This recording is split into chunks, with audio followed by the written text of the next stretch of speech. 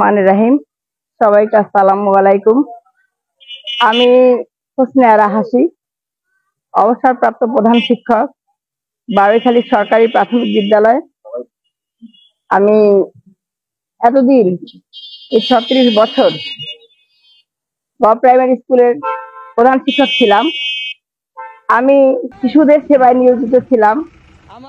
শিশুদের সেবা নিয়োজিত থেকে আমি আলহামদুলিল্লাহ সবার দোয়ায়, উপরওয়ালার কৃপায় আমি সফলতার সহিত আমার শিক্ষক জীবন শেষ করতে পেরেছি।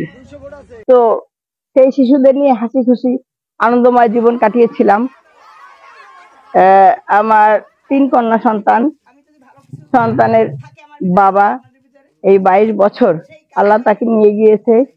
তো তারপরেও আমার জীবদ্দশায়, আমার কর্মজীবন আমি সফলতার সহিত এবং সততার সহিত ও সময়ানুবর্তিতা মেনে আমি কর্মময় জীবনকে এ পর্যন্ত নিয়ে আসছি। তো এখন অবসরে এসে ভাবছি আমি এতদিন শিশুদের খেদমত করেছি, এখন একটু বড়দের সেবায় নিয়োজিত থাকব। এটা আমার একটা স্বপ্ন জাগলো। তাই আমি চাচ্ছি আমার এই স্বপ্ন আল্লাহ যেন পূরণ করে। আপনাদের সকলের কাছে দোয়া প্রার্থনা করছি, আপনাদের সকলের দোয়ায় এবং আপনাদের সহযোগিতা আমার জন্য একান্ত কাম্য। আমি যাতে এই মোড়লগঞ্জ উপজেলায় একজন মহিলা ভাইস চেয়ারম্যান হিসেবে আপনাদের চোখের দৃষ্টিতে থেকে ভালো কাজ করে আমার জীবদ্দশায় একটু ভালো কিছু আমল নিয়ে শেষ নিঃশ্বাস ত্যাগ করতে পারি, এবং আপনারা আমাকে যাতে দোয়া করেন আমি এমনই কাজ করার চেষ্টা করব। কারণ আমার কথা কাজ ইনশাল্লাহ মিল পাবেন।